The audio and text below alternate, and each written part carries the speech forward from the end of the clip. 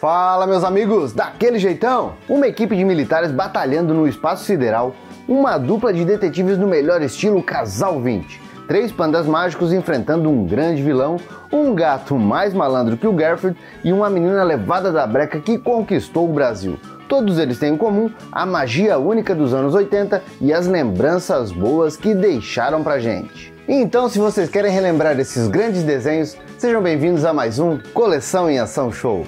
Pelos poderes de Grayskull.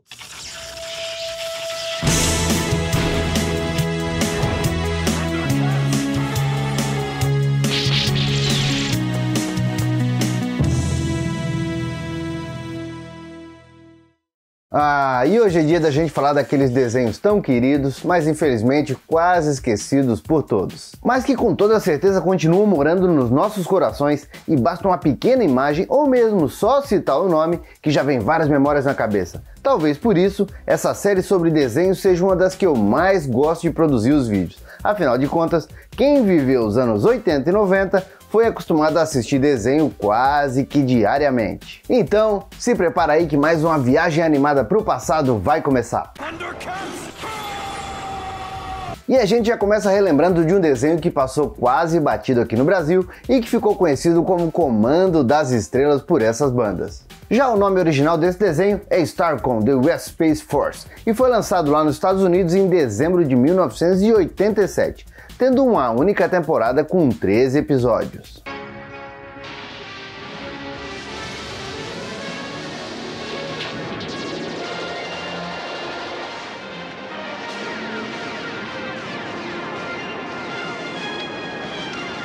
Já aqui no Brasil, Comando das Estrelas estreou meio que espremido dentro da programação do Show da Xuxa em 1989, o que infelizmente prejudicou um pouco a possibilidade de fazer sucesso para esse desenho. No Show da Xuxa, jogos, brincadeiras e a estreia de desenhos super animados.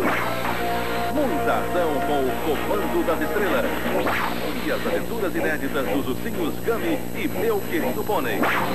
Show da Xuxa, a partir desta segunda, 8 da manhã.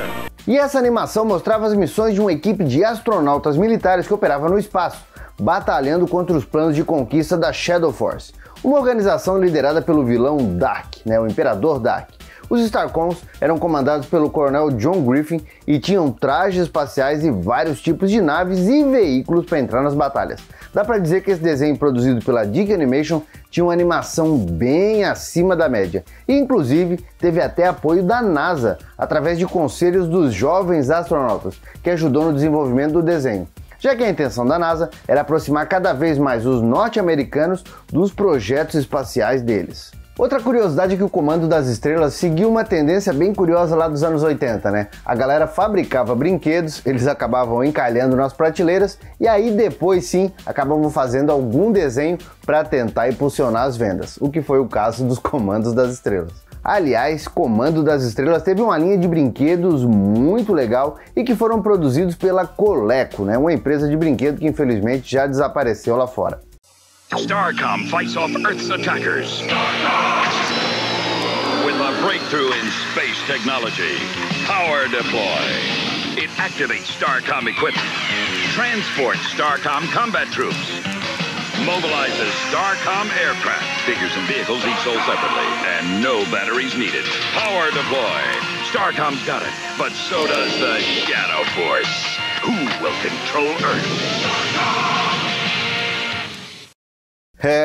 E tem hora que não dá para entender os americaninhos. Os brinquedos simplesmente continuaram encalhados nas prateleiras e a animação foi um fracasso. Ninguém assistiu lá nos Estados Unidos e aí ela logo desapareceu, apesar de ter bastante qualidade. E aí, lembravam de Comando das Estrelas? Comenta aí pra gente saber. E quem se lembra da Goldie Gold, a versão feminina do Riquinho Rico criada pela Ruby Spears em 1981. E esse desenho, chamado originalmente de Goldie Gold e Action Jack, foi um desenho que ganhou uma única temporada com 13 episódios de meia hora. A Goldie Gold era a garota mais rica do mundo e com 18 anos de idade tinha energia e espírito aventureiro suficiente para rodar o mundo atrás de histórias investigativas para o jornal The Gold Street, que, aliás, como o próprio nome já dizia, era de propriedade dela.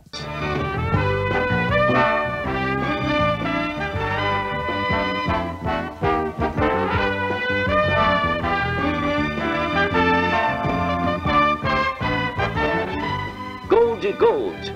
Distribuição World Vision. Versão brasileira Telecine.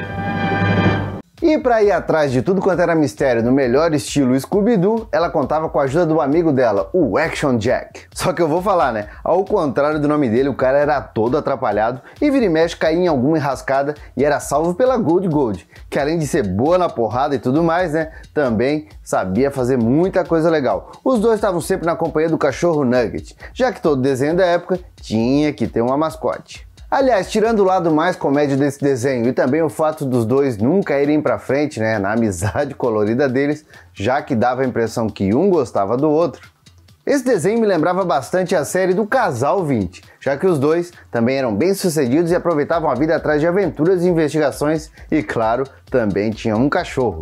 Infelizmente, Gold foi outro desenho que não se deu nem um pouquinho bem, e o Steve Gerber, né, o criador, até queria fazer uma segunda temporada, mas a Ruby Spears acabou não segurando o rojão da baixa audiência que o desenho tinha quando passava nas manhãs de sábado do canal ABC, e aí ele acabou cancelado com uma única temporada. É claro que isso não impediu a Manchete de comprar o desenho já em 1983, sendo um dos primeiros a serem exibidos na programação do Clube da Criança. E parece que o desenho agradou aqui no Brasil, já que eu me lembro de exibições de episódios até ali por 1985, mais ou menos. Aliás, pelo menos pra mim, esse era outro daqueles desenhos que pareciam que tinham mais de 100 episódios. Alguém mais aí tinha essa impressão? E outro desenho bem maluco, né, que passava mais ou menos na época do Gold lá na Manchete, era o desenho Pandemonium. E esse desenho foi produzido pela MGM, pela Marvel Productions e estreou lá nos Estados Unidos em 1982, ganhando uma temporada com 13 episódios. Já que exemplo de Starcom e Gold também era exibido por lá apenas nas manhãs de sábado. To recover the pieces of the pyramid is on. It's Pandemonium!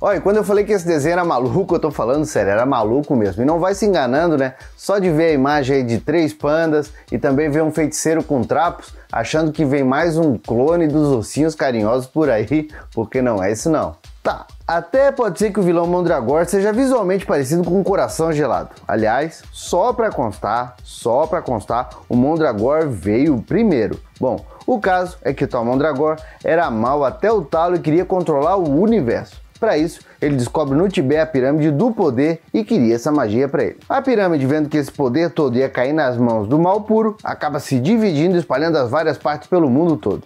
E nessa, entram na história o Peter e a Peg Barrel, 2 irmãos que descobrem os planos do vilão e partem na frente para tentar catar os pedaços da pirâmide antes dele. E quando eles chegam na China, acabam conhecendo 3 pandas falantes. Já que panda falante, obviamente, é legal para qualquer criança que está assistindo, então não dava para perder a oportunidade. Aí eles se juntam com os 3 pandas para enfrentar o vilão. E para deixar tudo mais estranho, né, panda falante, esse rolo todo, o Mondragor é cheio de poderes quando tá voando.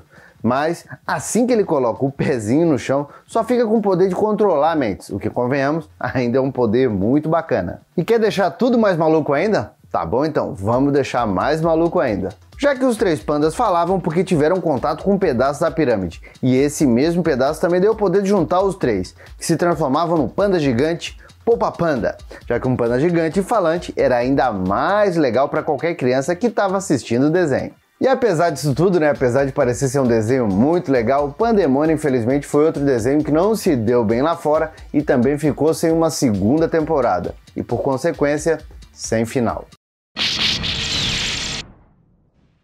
E que tal a gente falar do Radcliffe ou Lord Gato, dependendo da época e também da emissora em que você conheceu esse gato laranja que não tinha nada a ver com Garfield. Bom, vamos combinar assim, ó, daqui pra frente eu vou chamar ele só de Radcliffe, já que é assim que eu me lembro dele. Esse gato malandro e aventureiro, que não tinha medo de praticamente nada, apareceu pela primeira vez em 1973 nas tirinhas do jornal e foi criado pelo cartunista George Gately. Já nos desenhos animados, o Radcliffe apareceu pela primeira vez em 1980 e ganhou de cara 2 temporadas com um total de 26 episódios feitos pela Rub Spears. E na primeira temporada dessa primeira série, ele dividiu os 13 episódios com a turma do Abobrinha. Então, cada episódio tinha 2 histórias de 5 ou 6 minutinhos, né, com o Radcliffe, e mais 2 histórias com o mesmo tempo para a turma do Abobrinha, que no original eram chamados de Dingbat, e mostrava as aventuras de um cachorro vampiro, uma abóbora falante e um esqueleto com um desentupidor na cabeça. E para ficar mais aleatório, só faltava ter o Ronaldinho Gaúcho ali dando uma banda pelo desenho. É verdade.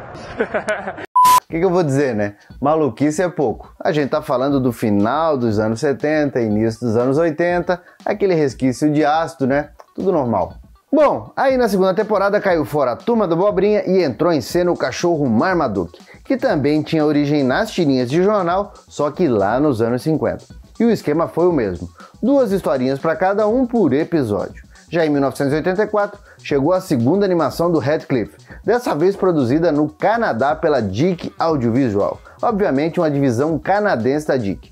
Esse segundo desenho ganhou 2 temporadas com um total de 86 episódios, onde dividiu um programa de meia hora com os Catlegs, um quarteto de gatos vagabundos que moravam no lixão e tinham até um super carro para levar eles para todo lado, para se meterem nas aventuras mais malucas já feitas. Bom, para fazer um resumo da ópera, é desse segundo desenho aí que eu lembro mais, né? Ele passava no SBT lá no finalzinho dos anos 80 e realmente eles chamavam Radcliffe de Radcliffe.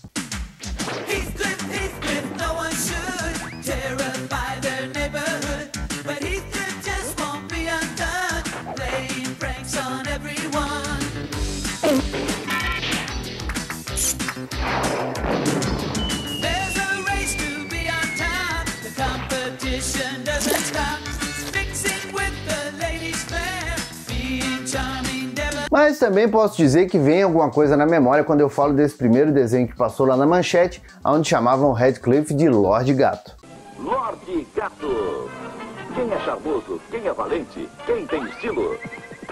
Podem ter certeza que o homem da carrocinha nunca vai pegá-lo. Lorde Gato. Quem sabe o que faz, quem usa disfarce, quem rouba debaixo do seu nariz. Lorde Gato. Aqui estão os seus amigos, os terríveis monstros.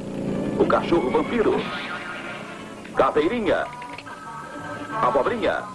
Pô, eu só sei dizer que às vezes eu fico quase maluco pesquisando esses desenhos pra vocês. Mistura memória afetiva com um pouco de loucura, com um pouco de informação, chega a dar um nó na cabeça da gente. Eu quero saber de vocês, qual a versão do Gato Laranja que vocês mais lembram? Radcliffe ou Lorde Gato? Deixa aqui nos comentários pra gente ficar sabendo. E já que até agora foi loucura por cima de loucura, que tal a gente ir um pouquinho mais de leve, relembrando do desenho da Punk Brewster. E esse desenho animado foi um derivado da série de sucesso da Punk, a Levada da Breca, como ficou conhecido o seriado aqui no Brasil. A personagem era interpretada pela atriz mirim Soleil Moon Fryer, enquanto o Sr. Henry era vivido pelo ator George Gaines.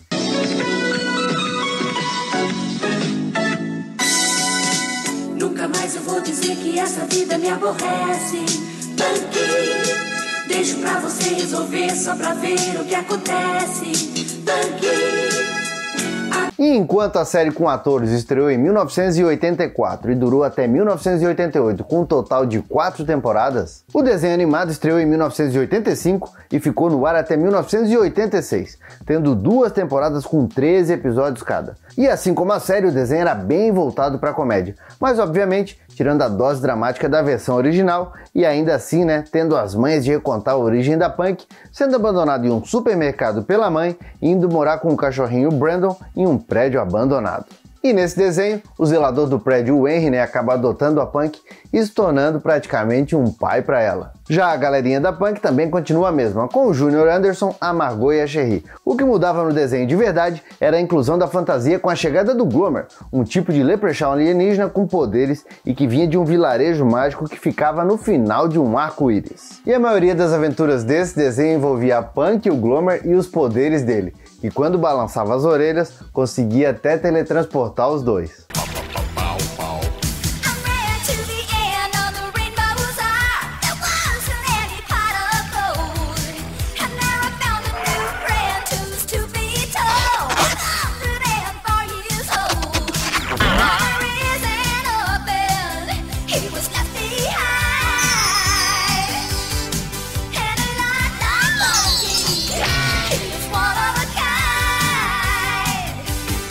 E o legal é que tanto a série com atores quanto esse desenho animado passaram praticamente juntos no SBT lá dos anos 80 e a Punk se transformou automaticamente numa das personagens mais queridas da criançada dos anos 80. Já outro fator bem legal para nós brasileiros foi o fato de usarem os mesmos dubladores nas duas séries, sendo que a Denise Simoneto dublava a Punk e o Mário Jorge Montini dublava o Sr. Henry.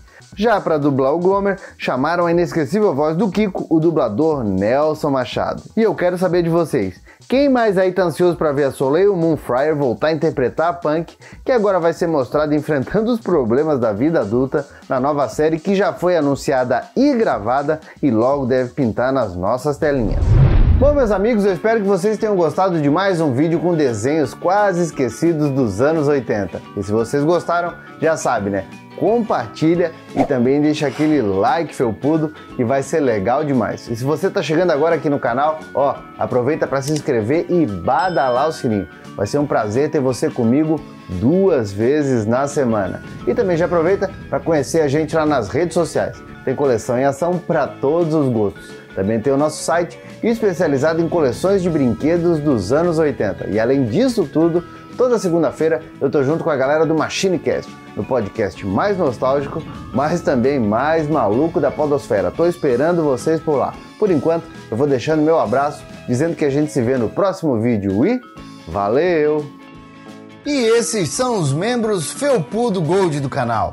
Muito obrigado por acreditarem e ajudarem a preservar a memória do passado. E aproveitando, vem ser um Felpudo Gold você também. Aperta aqui no botão Seja Membro para mais informações de como ajudar o canal.